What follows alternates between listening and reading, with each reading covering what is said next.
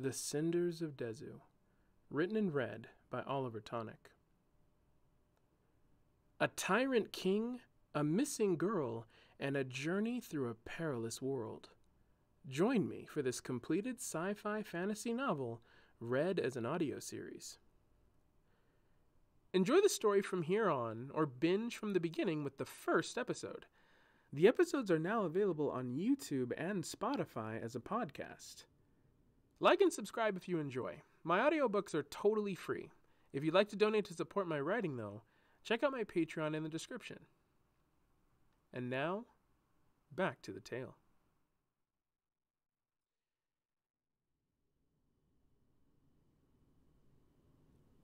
Chapter 17. The Ancient of the Lake.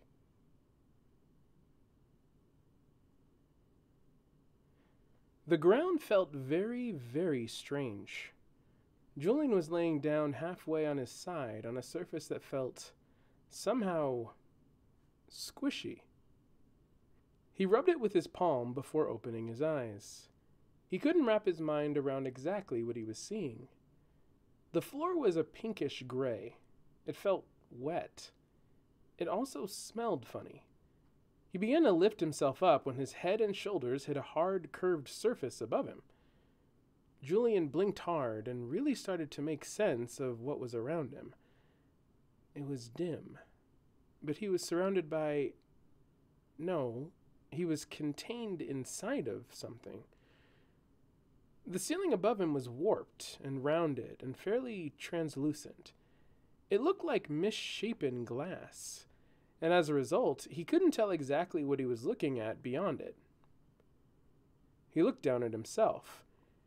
He was encased by the ceiling over this strange bed he was on, pink and soft, like spongy flesh?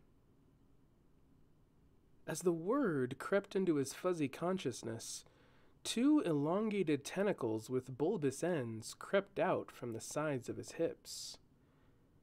In a slick and silent motion, the bulbous tips opened to reveal two bulging, suspended eyes, about the size of baseballs. Separately, they began surveying his body up and down. Julian screamed. The eyes snapped in his direction, and their eyelids folded all the way back, leaving totally naked eyeballs staring at him. As Julian thrashed in a panic, he began to rise inside his capsule along with his new fleshy friend.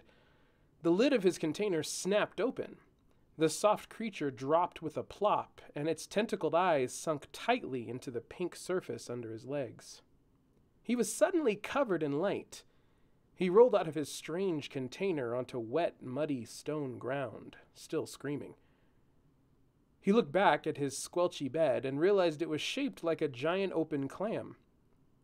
He looked around the room to see yellow glowing orbs functioning as light sources stuck to the stone walls of a cave.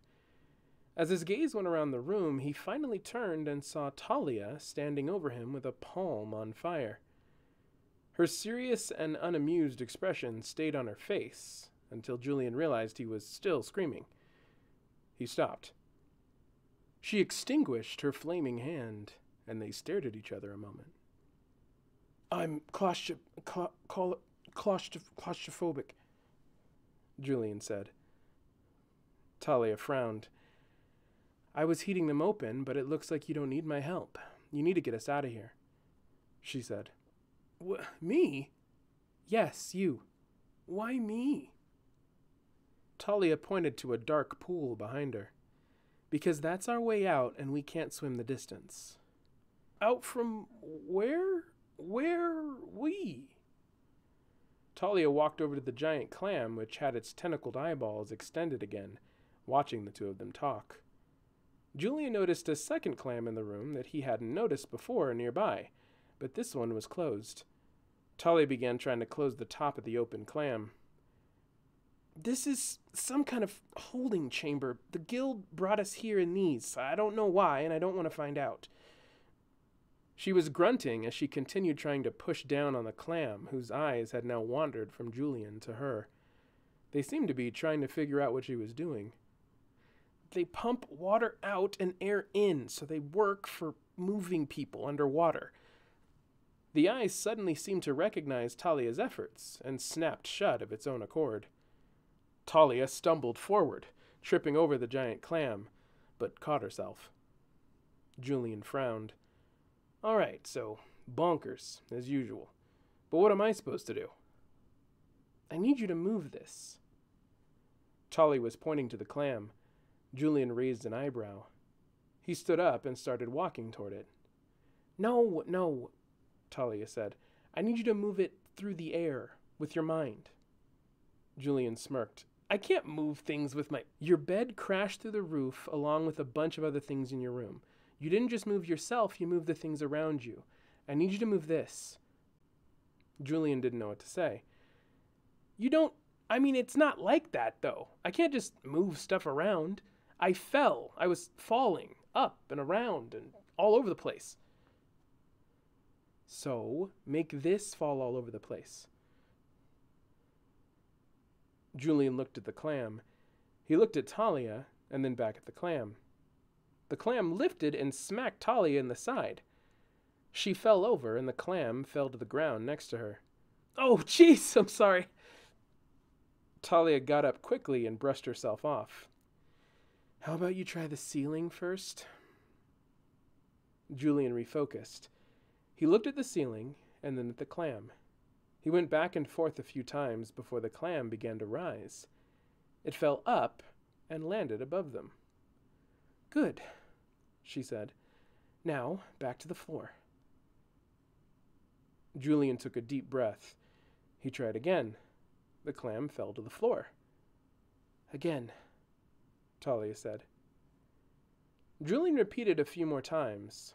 Talia then had him try it across the room to each wall. While he practiced, the clam's lid cracked open slightly for the two tentacled eyes to get a peek at what was happening. This is, way easier than I thought it would be. Talia nodded. Harper says delinium abilities fuse to you, like you've always had them. It takes practice to learn more complicated techniques, but once you learn them, it sticks. Julian was smiling as he swayed his hand back and forth, guiding the clam to and fro. Yeah, man, it's like muscle memory or something. I'm getting this. The clam was hovering now in the middle of the room as Julian experimented with balancing it between two surfaces. Talia approached it and pushed it to the ground. She lit her hand and rubbed the outer edge of the mouth of the shell. The clam popped open again. Get in. Oh, geez, no, please, Julian said, with a disgusted look on his face. Talia sighed. Do you have to be difficult about everything? Cairo needs you. This is how you help him. How about you tell me what the plan is before I snuggle up again with an oyster? Talia's eyelids fell as the clam's tentacled eyes rose up again and began looking around. She made her way over to the other clam in the room. After you got shot by the see-me dart, I dropped too. I faked sleep to make them think one of them had already shot me. The guild bought it. They carried us both to the clams at the edge of the lake. Talia tried the same fire trick on the other closed clam, and it popped open. The tentacled eyes inside blinked like they had just woken up. You can see through the shells, she said as she stepped onto the clam, whose eyes now looked confused. So while you were sleeping, I was watching. They took us way too far for us to swim back. You're gonna need to move us out of here inside them so we don't drown. She laid down and pulled the clam over herself, this time with ease due to a much more cooperative clam. I'll point us and you float us. She was yelling at him, but it came out muffled. Julian nodded at a blurry version of the girl through the shell of the clam. He went over to his own and reluctantly laid on his squishy bed with curious eyes. He pulled and pulled until the clam understood and closed over him. He looked to Talia. He could still see her through 2 layers of warped clamshell, even if it was just barely. With intent, he focused, and the two rose up in unison. He carefully moved them to the pool at the other side of the room. In they dropped with a splash, followed by the muffle of dark waters. Sometime later, a pool on the surface of the island began to stir. 2 clams bubbled up. Julian reduced the gravity in both clams so the mussels floated within their shells. They popped open. "I'm amazing," he said, putting his arms up in the fresh air. The clam tilted with his shift in weight, and Julian flailed as he fell into the water. "Ugh," he said, between gulps of air as he tried to keep his head above water. "It's a friggin' maze down there." Julian waded to the edge of the pool. He looked up to see Talia reaching down to lift him out. "A strangely empty maze," she said. Julian stood up next to her on solid ground. "How do you consistently manage to make bad things sound worse?" The sound of drums came in loud and all at once. The 2 whipped their head in their direction. "We need to hurry," said Talia. She started in the direction of the rhythm. She was walking fast, and Julian tried to keep up. "What's happening? You know about this? Where's Cairo?" The guild are almost a myth. They're rarely seen. People tell a lot of stories, but ultimately everyone knows it's not good what happens on this island. They were weaving through trees and around brush, moving farther inland. Julian was looking around more as he began to notice netted water vine, baskets made of something like wicker hung in the trees, and little wooden effigies that looked like people with fins. "Well, that's not surprising. You've successfully pulled off making me not expect good things to happen around here." Talia scoffed. "A creature owns this lake, and this island. He has for as long as anyone can remember. Then the guild came to live here. So now he owns them too." She stopped in her tracks. Julian was looking at his feet when he bumped into her. He looked up. Before them stood a beast of a man, and not simply because he looked like a fish. He was a very large guild warrior, draped in a mesh skirt and a shawl of large fish teeth. He held a spear that was double-bladed with serrated ends on each side. His mane of fins were splayed out with eyes like a starry night sky bearing down on them. Talia reached back and pushed Julian behind her. Julian quietly obliged. Talia put her hands out in front of her and made a shape like a house above her head. She then lit her fingertips and drew a large shape like an A, the size of her body. The fire kept its form, hovering in the air. She continued to draw until Julian recognized the shape as the star symbol made of bone she had shown him at the cabin. The warrior's eyes widened with concern. Then she began to speak. Julian was taken aback when he realized she was speaking a strange language. She seemed to be gargling and warbling. He watched as the expression on the warriors' faces changed from concern to a serious recognition. As the floating symbol of fire began to fade, Julian realized it was more than just the 3 of them. Hiding in almost plain sight was a series of guild warriors peering from the trees. Some were up in the canopy, and others peeked around trunks. Still others had actually been standing in front of the trunks, almost blending in. Maybe they had been blending in. He spun around slowly and realized they had been surrounded, and he didn't know for how long. But he realized it was Talia speaking that was revealing the hidden warriors, and it was her speaking that made the one in front seem to soften more and more. Finally, he looked around and called out to them. The guild gave him their attention and then receded into the trees. The soldier turned around and took off in a run in the direction of the drums. Julian was dumbfounded. Talia turned to him. "Let's go." She took off running in the same direction. Julian ran to keep up and called after her. "What in the world did you tell them?" "We're in Karsi. They didn't know," she called back. "I thought you said no one sees these guys. How do you know their language?" Firas always said the more languages you speak, the better your odds of talking your way out of a fight. Firas? Talia stopped with her arms out again to stop Julian from moving ahead, but he was already slowing down at the sight ahead of her. In mass, the aquatic people were dissipating at the edge of a cliff. They scattered into the trees and ran past them. The warrior who had ran ahead of them was running back. He gave Talia a nod as he passed.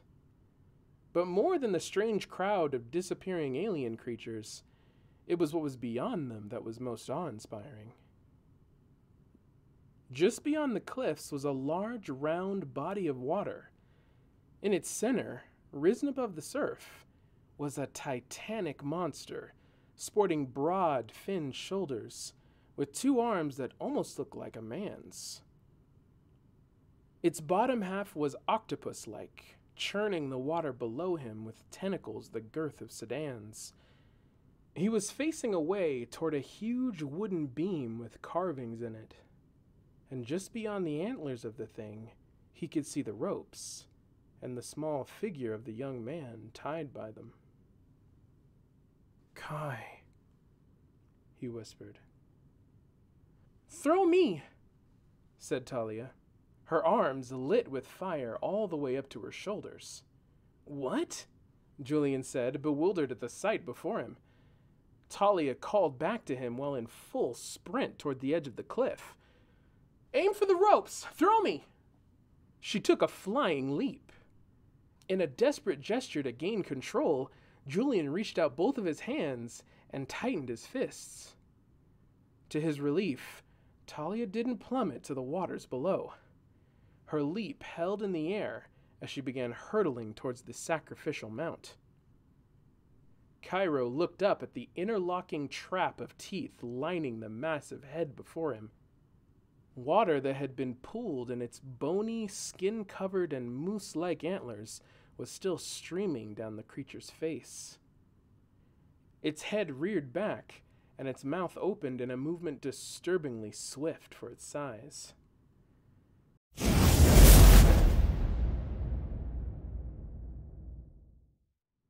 Cairo felt heat.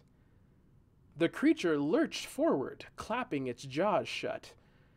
Cairo felt a gust of dispersed air as it snapped just in front of Cairo's face. Its powerful hand rose from the water and grabbed hold of the stake just below the spot he was strapped to. The wood splintered under the pressure but stayed upright. The hand slid down the pole as the creature dropped into the water, making waves crash up and around the pole. Cairo heard a thud on the wood. He looked up. Talia stood crouching sideways on the pole above his head. "You sure know how to show a girl a good time. We just met a local legend." "What is that thing?" said Cairo. "He's called Mas Linga," she said. "And you just made me introduce myself by shooting him in the head. Bad first impressions." She reached out the hand of her non-inflamed arm. "Get ready." Her flaming hand grabbed hold of the ropes that entangled him. Cairo looked up at her feet set firmly on the wood surface. How are you doing that?" The ropes began to snap, and Cairo could feel himself sliding as their grip loosened. "Julian's getting the hang of things," Talia said with a nod in the direction of the cliffs. Cairo looked out and saw Julian waving his arms. He was pointing at something. Cairo looked down in the direction he was pointing, just as another rope snap made him begin sliding further. Panic on 2 fronts struck him then. The tingling sensation of falling ran up his spine from his toes. The second was the aquatic antlers and the symbol of a star becoming more visible as they once more rose to the surface of the water below him. "Cairo!" He looked up to Talia's cries, but missed her saving hand as he began flailing towards the rocking waves below. He turned towards where he was falling in time to see the monster's face pass him as it rose up the pole, wrapping arms and tentacles around it. The splash of his plunge and the muffling silence of the water disoriented him. He looked around the myriad of bubbles and white water. As the water cleared, he saw more tentacles. They swirled round and round him, tossing him about as he held his breath. As soon as he could find his orientation, he looked up and swam to the surface. Emerging, he took a deep breath and looked around. Just above, encompassing virtually the entirety of his vision, was the massive body of Moslinga. The beast pushed off the sacrificial pole, snapping it the rest of the way with a crack. In the hang time between the pole snap and the creature hitting the water, a cry rang out. It was Talia. It lingered until the crashing of the waves swallowed it into nothing. The monster and the girl were gone.